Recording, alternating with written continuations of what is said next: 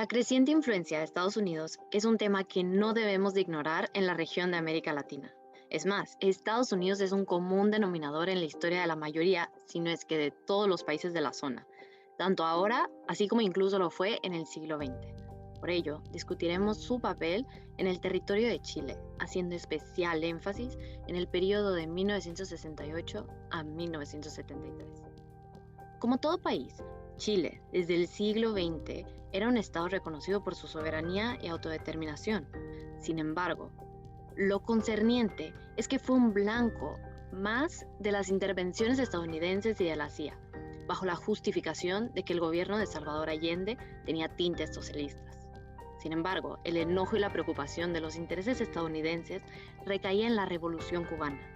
La Revolución de 1959 retó a la hegemonía de Estados Unidos y se identificó no solo como una revolución que triunfó, sino que alentó a grupos de izquierda en el sistema interamericano. Para otros, significó un símbolo de los pueblos oprimidos de América Latina, mientras que el resto lo interpretó como la continuación de aquello que había sucedido en otros estados denominados socialistas. Meses antes de la revolución, las elecciones de Chile habían tomado lugar, donde el político socialista Salvador Allende se había postulado. Un dato interesante es que no solo fue político, también fue médico y ministro de salud, quien decía: Chile popular está enfermo de retraso y de miseria, y es preciso sanarlo, con el gobierno actuando como un doctor de cabecera. A pesar de no ganar las elecciones, cuando toma lugar la revolución, Allende viaja a La Habana y entrevista a Fidel Castro, Ernesto Che Guevara y Rafael Rodríguez, mostrando su admiración y su búsqueda a la justicia de la mayoría reprimida en América Latina. La relación entre Estados Unidos y los países latinoamericanos es muy importante para ambos lados. Ya sea por la importancia geográfica, comercio o por intercambio cultural, es un hecho que la estabilidad en América Latina es uno de los principales intereses estadounidenses en materia de política exterior. Recordemos que se está hablando de un contexto de Guerra Fría. Entonces, tanto la influencia de Estados Unidos como de la Unión Soviética en otros países era esencial para imponer su dominio global. Por esto, el peor escenario posible para Estados Unidos era un gobierno socialista en la región latinoamericana, y más si éste era elegido de manera democrática. Salvador Allende fue puesto en el punto de mira estadounidense desde su participación en las elecciones presidenciales de 1952, aunque no resultó electo. Volvió a perder en las elecciones de 1958, pero por una diferencia mínima. Estados Unidos se comprometió a hacer hasta lo imposible para que Allende no fuera elegido en las elecciones del 64, y así lo consiguieron. En 1962, el presidente John F. Kennedy creó un comité conformado por altos mandos del Departamento de Estado, la CIA y la Casa Blanca para apoyar a Eduardo Frei, el candidato del Partido Demócrata Cristiano. Este apoyo era de $20 millones dirigidos a la campaña de Frei. Para Estados Unidos era inadmisible que el comunismo se adentrara en Chile.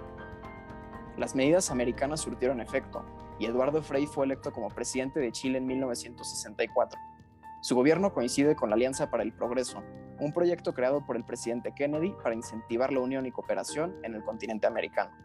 Consistía en programas de apoyo económico para los países que estaban en riesgo de caer bajo la influencia comunista. Desde un inicio, Frei expresó su apoyo a la iniciativa norteamericana, lo cual ganó la simpatía del presidente Lyndon B. Johnson. Tener la amistad de Estados Unidos significaba un gran soporte para las acciones gubernamentales de Frei, pero también intensificaba el rechazo de la izquierda radical en Chile. El crecimiento del marxismo en América Latina iba acompañado de un odio inherente a Estados Unidos, por lo que una relación amistosa con el gigante norteamericano era inaceptable. El Partido Demócrata Cristiano, al igual que el propio Eduardo Frei, creían fervientemente en la Alianza para el Progreso. Consideraban que era un modelo del cual Chile podía obtener beneficios, principalmente para poder poner en práctica los proyectos gubernamentales y al mismo tiempo crear un contrapeso real a la izquierda marxista. Estados Unidos veía con buenos ojos el encontrar a Chile como un aliado, y para el Partido Demócrata Cristiano obtener el apoyo de Norteamérica era de gran importancia. Las prioridades de Frei era el desarrollo de planes de urbanización, infraestructura, educación y salud, pero sobre todo la reforma agraria. Para financiar dichas iniciativas se requería un apoyo de capital masivo. El gobierno de Frei promovió varios proyectos en materia económica, principalmente la llamada chilenización del cobre y la nacionalización pactada. El desarrollo de estas iniciativas resultó en un acercamiento económico a Estados Unidos. Una cantidad significativa de empresas mineras estadounidenses participaron en Chile.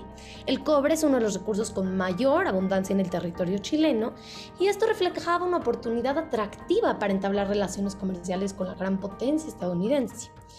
Esto provocó el acceso directo e indirecto de Estados Unidos a la política, economía y organización gubernamental en Chile.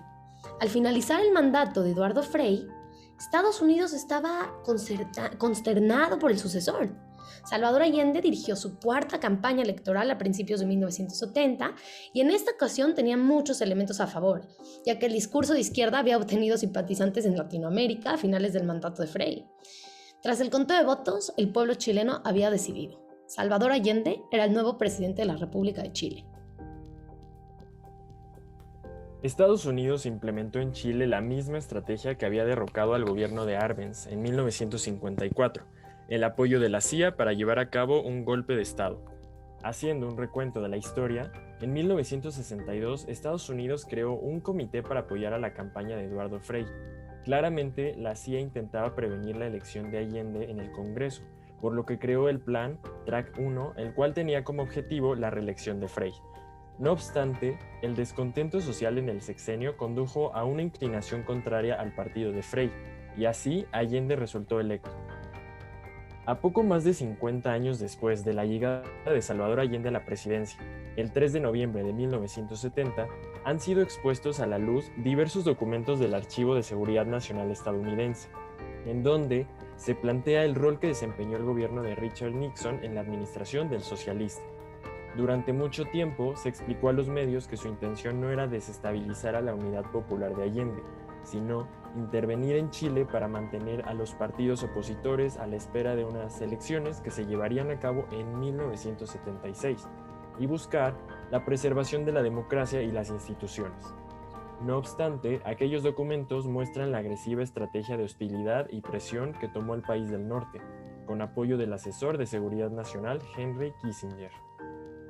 Cabe mencionar que no todos los funcionarios estadounidenses cercanos a Kissinger estaban de acuerdo con sus planes. Al Departamento de Estado lo que le preocupaba en aquel entonces era que se suscitara un escándalo internacional que dejaran en evidencia aquellas acciones. Básicamente, lo que Estados Unidos buscaba a través de la CIA era evitar que el gobierno de Allende pudiera consolidarse como una potencia y generara influencia no solo en el resto del continente, sino también en otras partes del mundo. Es aquí donde nos preguntamos, ¿cómo se genera el golpe de Estado chileno de 1973? Como ya se mencionó, Salvador Allende amenazó la influencia del liderazgo estadounidense en América Latina, y junto con ello su futuro social y económico. Esto lo único que provocó fue que el gobierno estadounidense pusiera mayor atención en la región, pues aunque continuaba la Guerra Fría, el cono sur de América era importante para la influencia de las dos principales potencias. Por lo tanto, Estados Unidos tuvo que tomar medidas. Ante esta situación, el presidente Richard Nixon, el 15 de septiembre de 1970, le ordenó a la CIA planificar un golpe de Estado en Chile, con el objetivo de derrotar a la democracia socialista y apoyar una dictadura militar. Este plan estaba conformado por dos puntos importantes. El primero fue llamado Fórmula Frei, porque establecía que el presidente Frei debía manejar el golpe de Estado de forma discreta, de modo que pudiera probar que este movimiento fuera dirigido principalmente por generales militares y el ejército en contra de la Constitución de Chile y su gobierno. Sin embargo, la CIA informó al gobierno de Estados Unidos que no se podía contar con Frei para este plan y por lo tanto, este fue descartado. El segundo punto consistió en la fórmula del caos, lo que significó que se debían poner obstáculos al gobierno chileno para que ocasionaran inconformidad en el pueblo, y de esta manera el ejército podría utilizar esto como un pretexto y tomar el poder. Estos obstáculos estaban conformados por una guerra política, psicológica y económica. Cabe destacar que este plan fue creado para antes o después de que Allende subiera al poder. Después de este plan, Estados Unidos intentó implementar una idea que se basaba en la intervención no directa en el tercer mundo, es decir, que este tipo de intervención tenía el objetivo de fortalecer los ejércitos locales para que ellos fueran capaces de contener el comunismo en la región. Por lo tanto, el ejemplo más claro fue este golpe de Estado en Chile, ocurrido en 1973, a manos del ejército que, según Henry Kissinger, fueron capaces de contener el avance del comunismo en el país. El golpe de Estado chileno perpetuado por el militar Augusto Pinochet fue distinto en comparación a otros países latinoamericanos, debido a que este fue en contra de un gobierno de corte progresista, el cual estaba implementando una vía al socialismo. Todo comenzó el 11 de septiembre de 1973, cuando el presidente Salvador Allende se dirigió al Palacio de la Moneda, el cual estaba custodiado. Posteriormente, este sería bombardeado por los aviones de la Fuerza Aérea Chilena, y finalmente Salvador Allende terminaría suicidándose cuando los militares entraron al palacio. 2 meses después del golpe de Estado, se decretó la Ley 81, la cual le daba la facultad a Augusto Pinochet para disponer de la expulsión o el abandono del país, tanto de personas extranjeras o nacionales, y prohibir el retorno a los que hubieran huido de Chile, sin sujetarse a las normas establecidas. Asimismo, la represión continuó hacia ciertas personas que fueron amenazadas y forzadas a salir del país, mediante la acción directa del régimen. Esta tendencia continuó con la formación de la Dirección de Inteligencia Nacional, también conocida como DINA, en 1974. La dictadura chilena sabía que era fundamental desmantelar a la oposición que se encontraba en el exilio, por lo que se combinaron distintas estrategias como atentados terroristas y operaciones psicológicas para atribuir a los exiliados el asesinato en el exterior de víctimas de la dictadura en Chile.